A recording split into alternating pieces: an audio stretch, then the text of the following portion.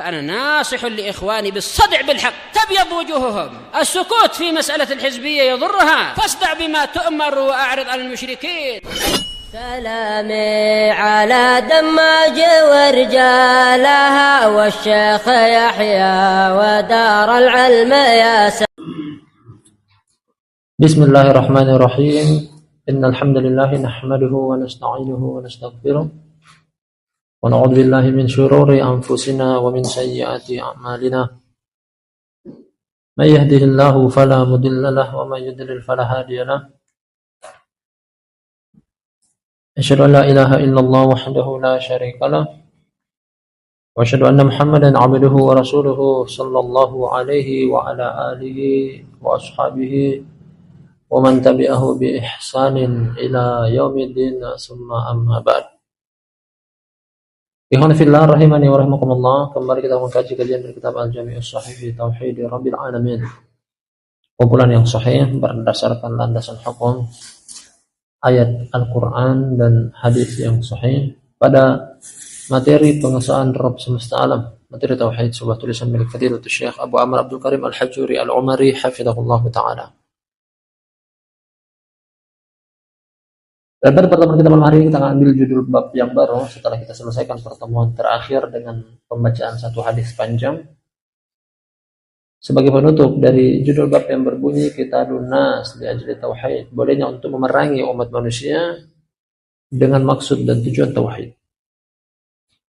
Judul bab yang telah kita kaji pada beberapa pertemuan malam terakhir tersebut dan memberikan pelajaran penting kepada kita bahwa peran tauhid bagi harta, nyawa, darah seseorang sangatlah penting, karena tauhid mengharamkan darah dan harta bagi pengucapnya, pelakunya, yang mengamalkannya serta mendakwakannya. Kebalikan daripada itu, bahwasanya yang menyelisih tauhid akan halal darah dan hartanya.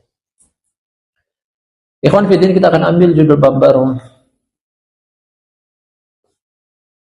masih tentang tauhid. Kata sang penulis, semoga Allah menjaga beliau, bab wujubu dawami tauhid wassabati alaih, bab wajibnya untuk menekuni tauhid serta tetap kokoh di atasnya. Ikhwanul kiram, barakallahu fikum jami'an. Judul bab ini sesuai dengan bunyi dari judul bab tersebut, sang penulis ingin ajarkan kepada kita bahwasanya tauhid ditekuni, tauhid dilazimi, tauhid diteruskan, dilanjutkan, berkesinambungan, tiada hentinya, tiada batasnya, dan hukumnya adalah wajib. Sebagaimana para ulama mengatakan bahwasanya tauhid sebagai awal dari permulaan umat manusia, sebagaimana juga dia merupakan akhir kesudahan dari umat manusia. Artinya seseorang yang masuk ke dalam lingkaran Islam, paling pertama dia harus mengucapkan la ilaha illallah, kalimat tauhid. Dan muslim masuk ke dalam agama Islam, nah, yang paling pertama dia harus ucapkan dan ikrarkan adalah kalimat tauhid, dua kalimat syahadat. Orang yang sudah terlahir dalam keadaan agama Islam berarti dia di atas fitrah, di atas tauhid. Sebagaimana juga orang yang akan mengakhiri hidupnya dianjurkan untuk mengucapkan kalimat la ilaha illallah. Akan datang nanti pada hadis yang kedua atau hadis yang ketiga dari judul bab ini. Datang juga dari hadis Abu Hurairah radhiyallahu anhu riwayat Imam Muslim, kata Rasulullah sallallahu alaihi wasallam, "Lakinu mautakum la ilaha illallah." Talkinkanlah kepada orang yang mau meninggal di antara kalian dengan la ilaha illallah. Agar supaya apa?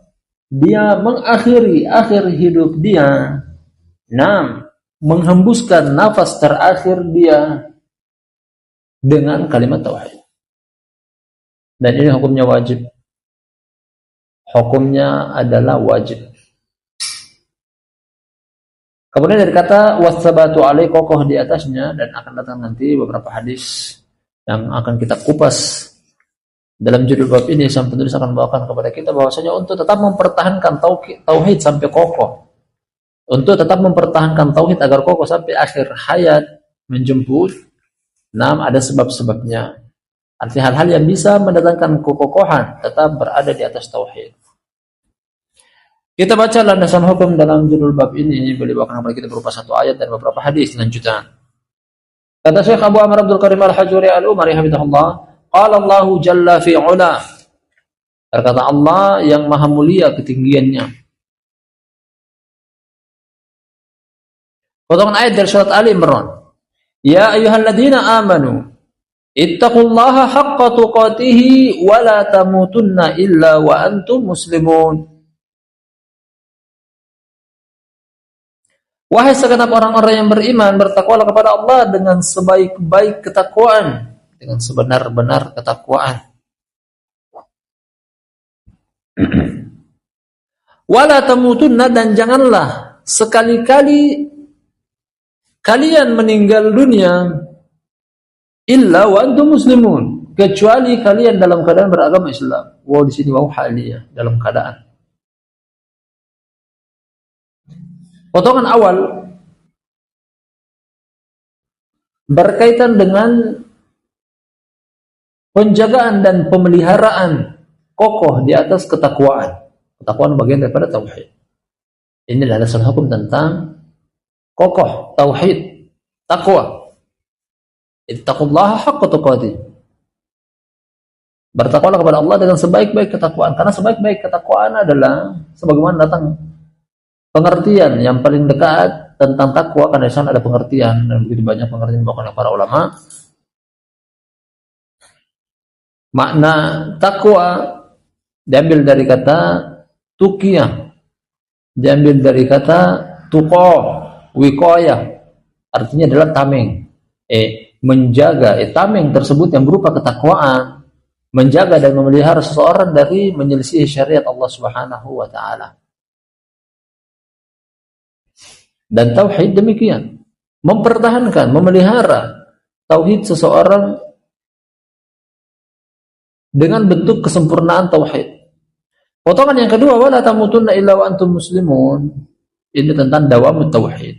Agar supaya tauhid tetap terjaga, tetaplah kalian berada di atas agama Islam sampai kalian dijemput oleh ajal kalian, sampai datang kepada kalian kematian kalian.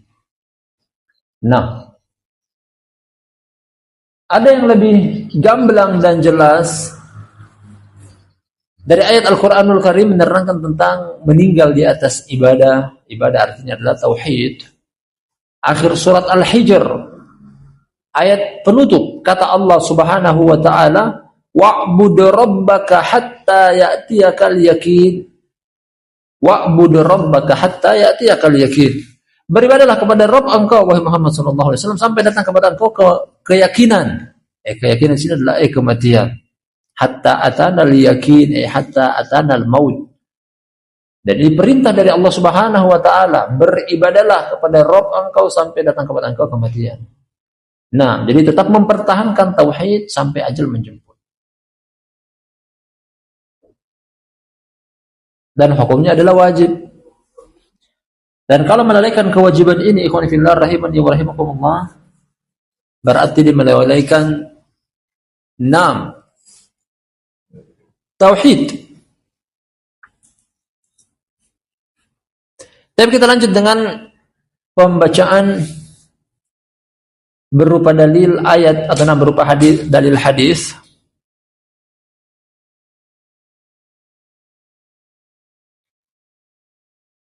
Atau sebelumnya ada hadis dari Nabi sallallahu alaihi wasallam. Nah, misalnya kita membaca hadis ini sebagai motivasi bahwasanya untuk mempertahankan tauhid sampai akhir hayat, untuk tetap istiqomah sampai ajal menjemput bukan mudah. Bahkan Nabi sallallahu alaihi wasallam sendiri mengeluhkan akan hal tersebut. Datang hadis dari Ibnu Abbas radhiyallahu anhu, riwayat Imam Tirmidzi. Dan hadisnya disahihkan oleh Syekh Al-Albani rahimahullahu taala. Kata Rasulullah sallallahu alaihi wasallam, "Syayyabatni Hudun wa akhwatuha." Syayyabatni Hudun wa akhwatuha. Yang artinya membuat kemunculan uban di kepalaku surat Hud dan teman-temannya. Membuat uban bermunculan di kepalaku, artinya hal ini yang menyebabkan bermunculan uban. Sebagian ulama dari sisi ilmu medis mengatakan bahwasanya uban seseorang bermunculan bukan cuma sekedar usia yang mulai beranjak tua. Terkadang juga muncul karena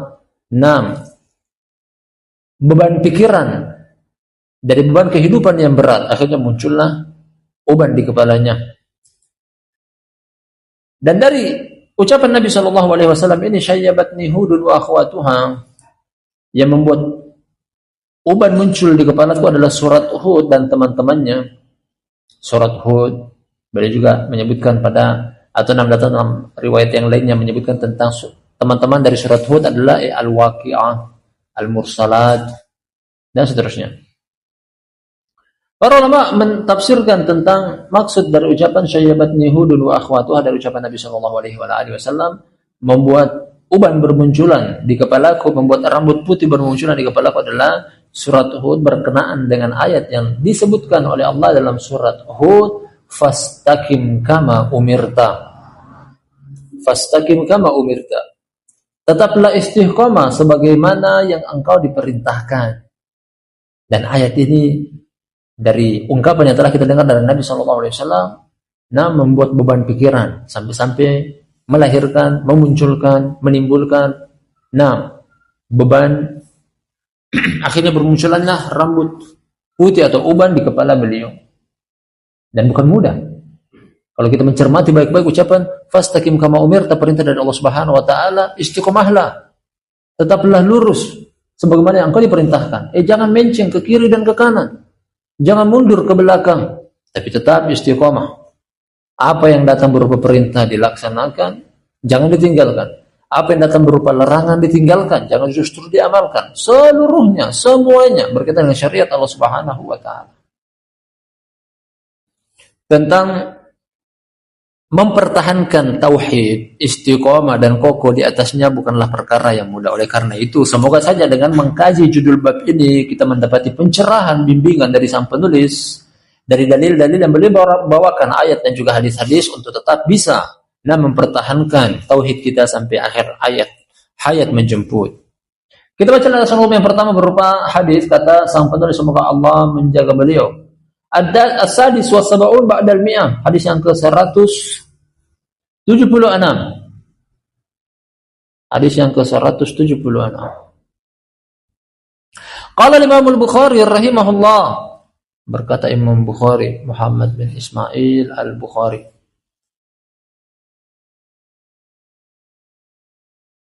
qala haddatsana Amr bin Ali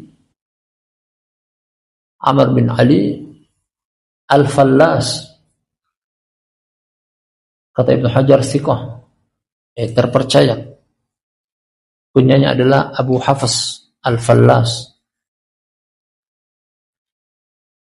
Qala haddatsana Yahya bin Sa'id Al-Qattan, imam qudwah, imam memiliki pengikut, qudwah, suri tauladan. Qala haddatsana Sufyan pada derajat ini adalah Ats-Tsauri, Sufyan bin Sa'id Ats-Tsauri Al-Kufi, Abu Muhammad.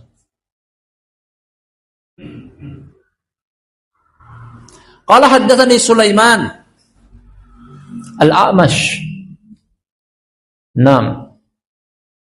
Namanya Sulaiman bin Mihran Abu Muhammad Al-Kufi, masyhur dengan Al-A'mash. Siqah, rubbama yudallis. An Ibrahim An-Nakhai, Ibrahim bin Yazid An-Nakhai, murid dari Abdullah bin Mas'ud. Namun dia meriwayatkan hadis ini dengan satu perantara antara dia dengan Ibnu Mas'ud. Nah, wa dia adalah murid dari Ibnu Mas'ud. Terkadang yang meriwayatkan langsung, terkadang dengan perantara ini. An Abi Ma'mar, namanya Abdullah bin Syikhir Al-Azdi, kunyanya Abu Ma'mar. An Abdillah, ketika diitlaqkan tidak menyebutkan nama orang tuanya bin siapa, tidak disebutkan juga nama penisbatan kepada kabilah mana, tempat tinggal di mana. Ketika diitlaqkan dari para sahabat yang diinginkan oleh diinginkan dari Abdullah adalah Abdullah bin Mas'ud. Abdullah bin Mas'ud Al-Hudali. Hadis Abdullah bin Mas'ud, ila rabbihimul wasilah. Dibacakan ayat, potongan ayat dari surat Al-Isra. Akan datang nanti selengkapnya juga yang setelahnya. Ulaikal ladzina yad'una yabtaguna ila rabbihimul wasilata ayyuhum aqrab wa yarjuna rahmatahu wa yakhafuna 'adzabah. Inna 'adzab rabbika kana mahdura. Qala tafsir dari ayat ini dari Abdullah bin Mas'ud. Atau sebelum kita membaca tafsirnya, maksud dari ayat ini adalah ada ulaikal ladzina yad'una yabtaguna ila rabbihimul wasilata ayyuhum aqrab. Ada dua pihak. Pertama manusia dari kalangan Bani Adam. Mereka menyembah jin.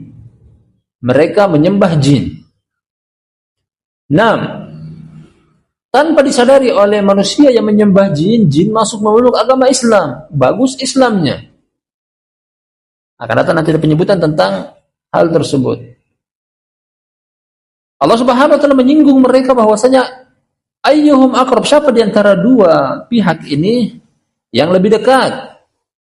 Padahal manusia menjadikan perantara dari kalangan jin agar supaya bisa mendekatkan diri kepada Allah sedekat-dekatnya. Mereka bisa beribadah kepada Allah, namun mereka menjadikan jin sebagai perantara.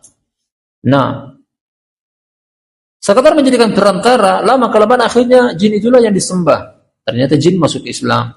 Dan manusia yang menyembah jin tadi tidak sadar. Allah tanya, ayyuhum aqrab, siapa di antara mereka yang paling dekat dengan Allah Subhanahu wa taala? Jawabannya dari kisah selengkapnya adalah, kalau begitu jin yang lebih dekat, karena mereka masuk agama Islam. Yang manusia masih musyrik karena menyembah jin, menyembah selain Allah. Qala kata Ibnu Mas'ud, kana nasun minal insi ya'buduna nasan minal jinni, fa aslamal jinnu wa tamassaka haula'i bidinihim. Dahulunya orang-orang dari kalangan manusia menyembah orang-orang dari kalangan jin. Jin juga dikatakan nasun, orang. Manusia juga orang, jin juga orang, berdasarkan ayat ini atau 6 hadis ini. Dahulunya orang-orang dari kalangan manusia menyembah orang-orang dari kalangan jin. Akhirnya masuk Islamlah jin dan manusia tetap bertahan di atas agama mereka. Manusia tetap bertahan di atas agama mereka, yakni menyembah jin. Musyrik. Penyembah terhadap selain Allah Subhanahu wa taala, kesyirikan. Kita baca jalur berikutnya, hadis ini dari Imam Bukhari, datang dari Imam Muslim juga. Kemudian di akhir pembacaan hadis secara keseluruhan kita akan lanjut di 6 penyebutan tentang keterkaitan antara hadis ini dengan judul bab. Kata Syekh Abu Amr Abdul Karim Al-Hajuri Al-Umari hafizahullah ta'ala, wa rawahu al-Imam Muslim. Hadis ini juga diriwayatkan oleh Imam Muslim.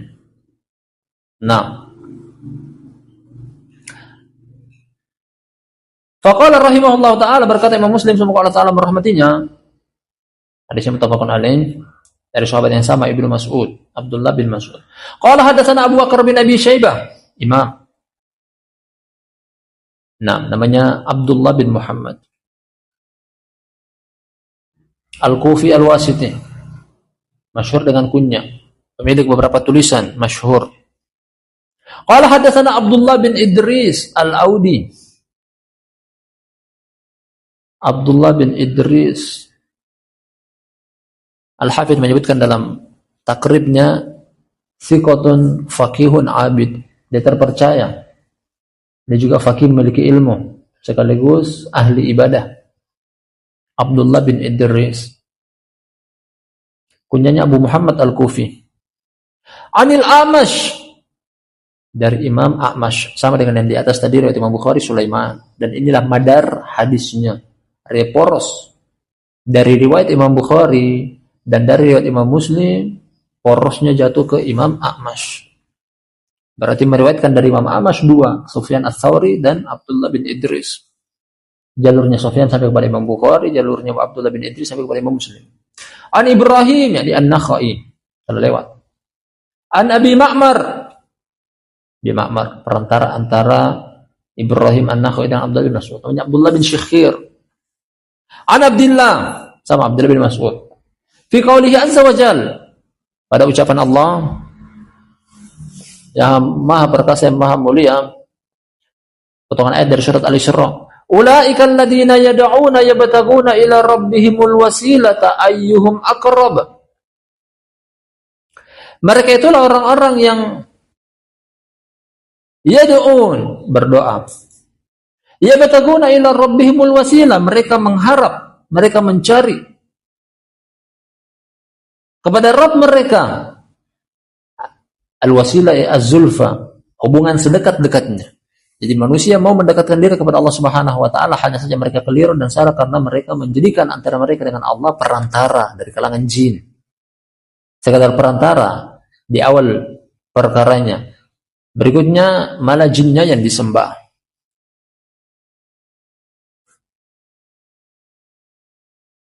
Allah tanya, ayyuhum aqrab, siapa di antara mereka yang paling dekat? Apakah manusia yang menyembah jin atau jin yang sudah masuk Islam? Qala kata Ibnu Mas'ud, tafsir dari ayat ini, kana nafarun minal jinni aslamu wa kanu yu'badun. Dahulunya beberapa orang atau beberapa golongan dari kaum jin mereka masuk agama Islam. Dahulunya mereka pernah disembah oleh manusia. Fabaqiyal ladzina kanu ya'buduna ala ibadatihim wa qad aslama an-nafaru minal jin. Akhirnya orang-orang yang menyembah yang dari kalangan Bani Adam tetap mempertahankan peribadatan mereka kepada jin. Sedangkan orang dari kalangan jin sudah masuk Islam. Jin masuk Islam.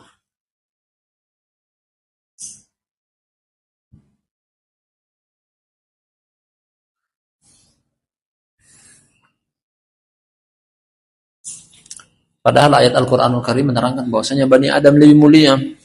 Walaqad karramna Bani Adam. Sungguh kami telah memuliakan anak cucu Adam. Lebih mulia daripada bangsa jin. Namun yang terjadi di sini adalah kebalikannya, bahwasanya justru kesyirikan terjadi pada Bani Adam, Islam atau masuk dalam agama Islam adalah jin.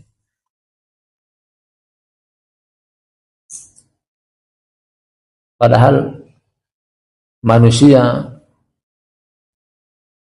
nenek moyang mereka adalah Adam, nabi, bukan manusia biasa. Sedangkan pemimpin para jin adalah iblis alaihi la'natullah. Ra'sus syarr, pemimpinnya kejelekan. Pencetus pertama kali kekufuran di alam semesta. Namun sebangsa dia dari kalangan jin justru masuk agama Islam. Masih jalurnya Imam Muslim, kata beliau berikutnya. Qala haddatsani Abu Bakar bin Nafi al-Abdi. Abu Bakar bin Nafi al-Abdi.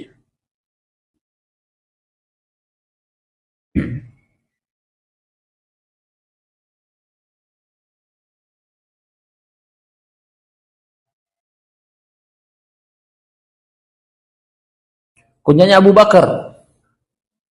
Qala haddatsana Isa bin Yunus. Cek sebelumnya. Qala haddatsani Muhammad bin Ubaid. Muhammad bin Ubaid. Cek, mana tadi? Nah, qala haddatsani Abu Bakar bin Nafi al-Abdi. Qala haddatsana Abdurrahman, ini Abdurrahman bin Mahdi. Qala haddatsana Sufyan sama yang di atas, Sufyan Ats-Tsauri. Ini juga 6 jalurnya Imam Bukhari.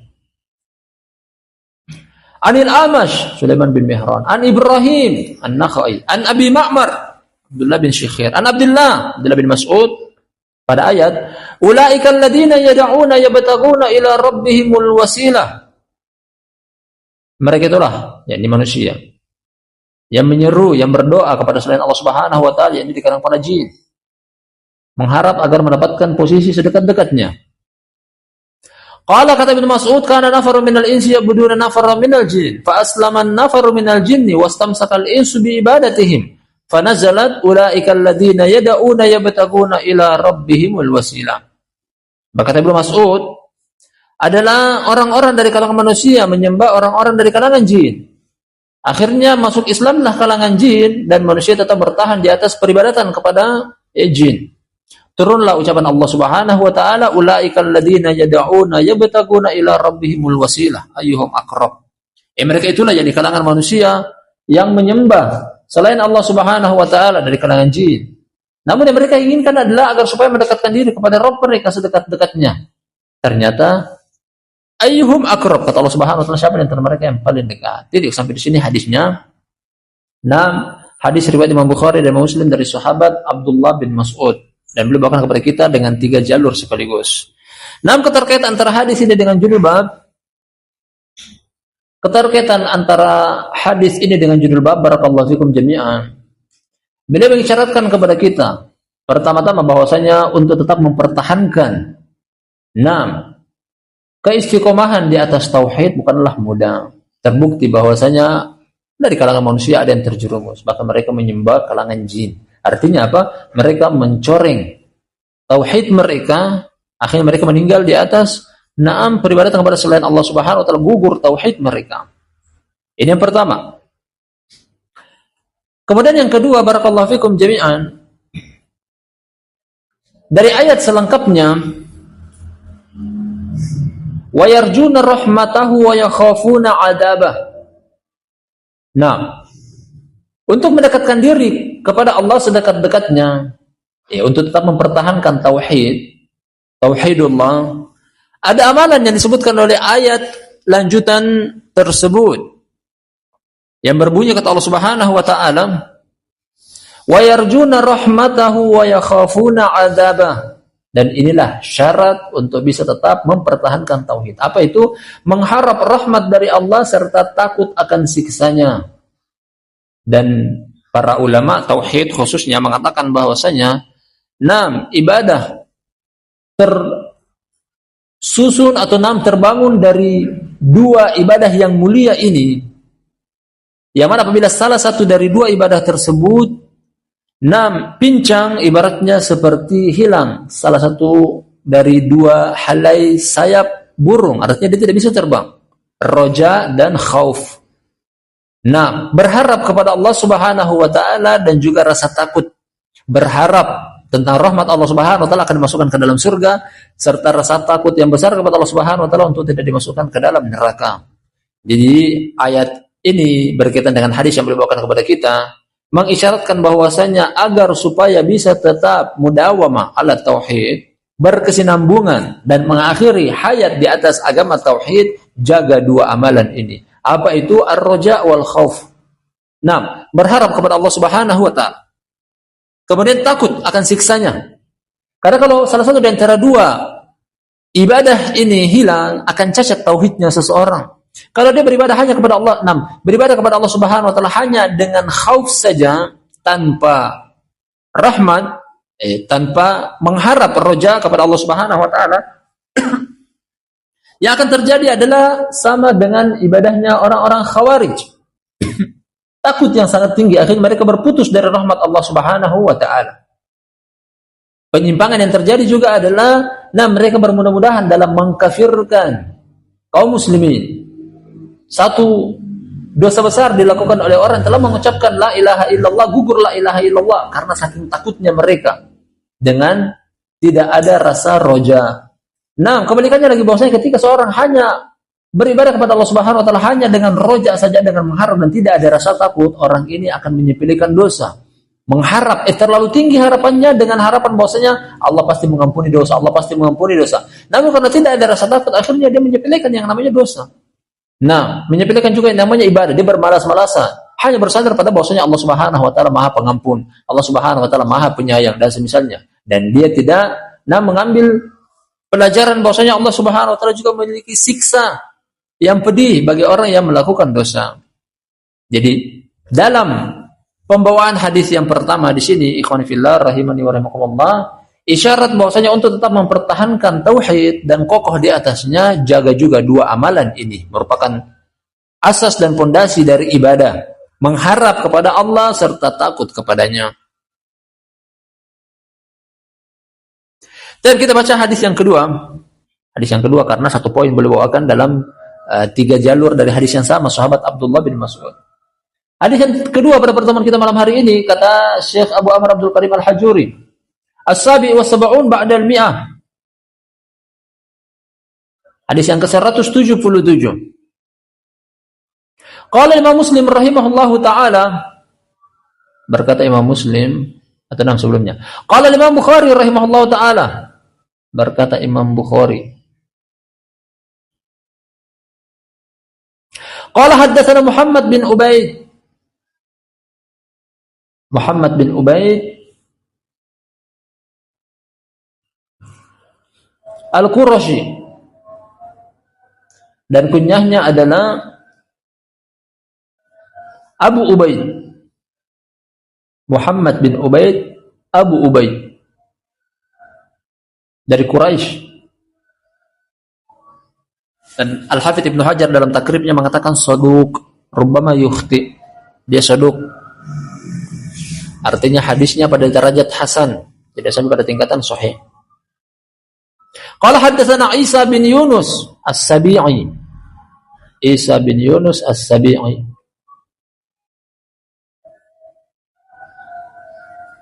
Al-Kufi. An Umar bin Sa'id An-Naufali.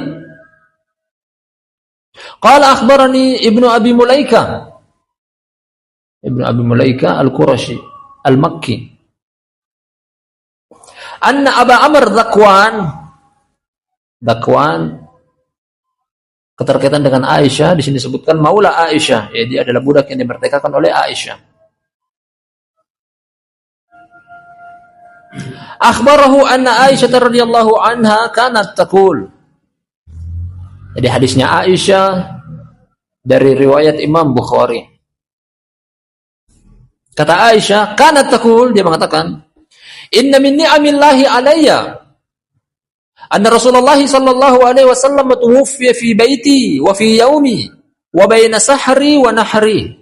Kata Aisyah radhiyallahu anha, dan di antara nikmat Allah Subhanahu wa taala terhadapku bahwa Rasulullah sallallahu alaihi wasallam meninggal di rumahku di hariku. Karena Nabi SAW memiliki beberapa orang istri yang beliau gilir dalam beberapa hari. Di antara dagu dan dadaku. Jadi ini keutamaan dari Aisyah radhiyallahu anha bahwasanya Rasulullah sallallahu alaihi wasallam meninggal pertama di rumah dia, di rumah Aisyah. Yang kedua di hari giliran Aisyah. Yang ketiga adalah di atas pelukan. Karena Nabi SAW ketika itu berada di atas pangkuan Aisyah, yang mana Aisyah sedang memeluk beliau. Baina sahri wa nahri, artinya di antara leherku dan dadaku. Nah, dipeluk, dirangkul oleh Aisyah.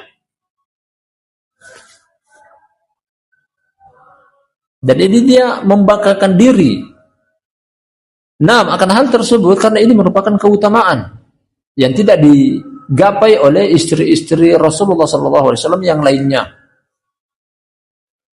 Wa anna Allah jama'a baina riki wa rikihi inda mautihi. Keutamaan Aisyah yang lainnya yang dia menganggap ini adalah nikmat dari Allah kepadanya, bahwasanya Allah Subhanahu wa taala menggabungkan antara air liurku dan air liur beliau ketika beliau meninggal dunia. Dan dia akan kisahkan kenapa terjadi hal tersebut.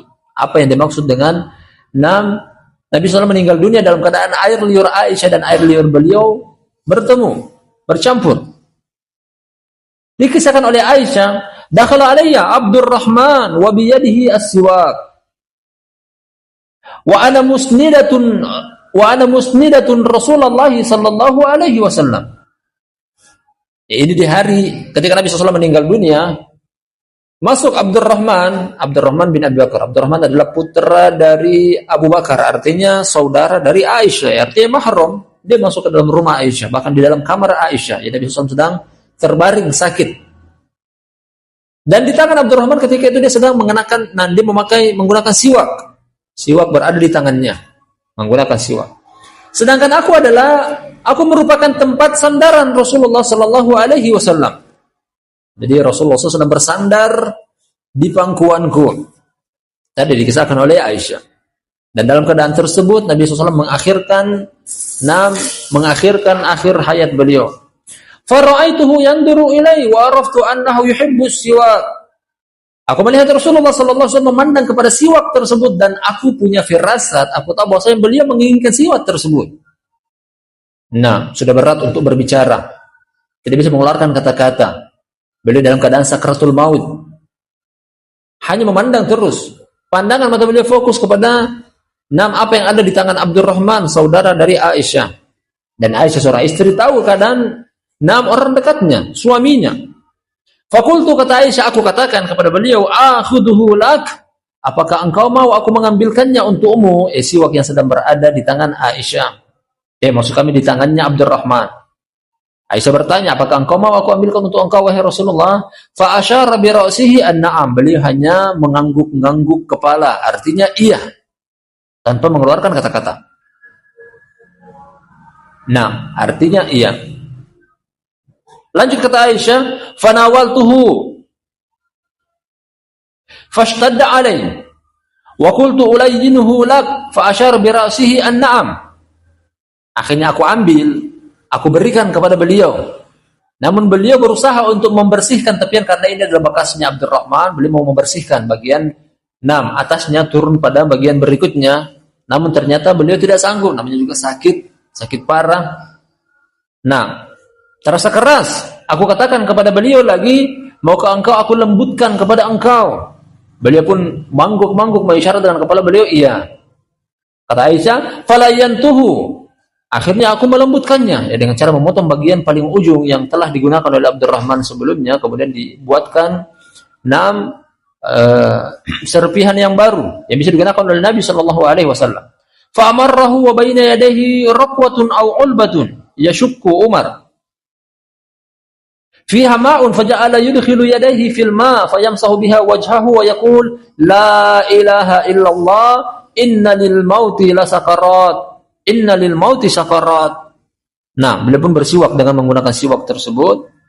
Kemudian di hadapan beliau ada semacam wadah berupa kaleng atau wadah air.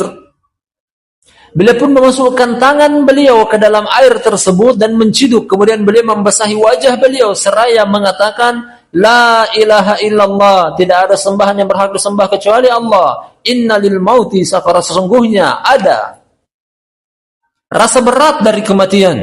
Kematian memiliki rasa yang berat. Namanya sakratul maut. Bayangkan kalau kuku di ujung jari jemari kita dicabut dari tempatnya, seperti apa rasa sakitnya. Dan ini adalah nyawa yang mau dicabut dari badan. Artinya apa? Memiliki rasa sakit. Kematian terdapat rasa sakit padanya. Dan itu dirasakan oleh Rasulullah Sallallahu Alaihi Wasallam. Dan ini sekarang beliau sedang merasakan rasa sakit tersebut, mau dicabut nyawa beliau.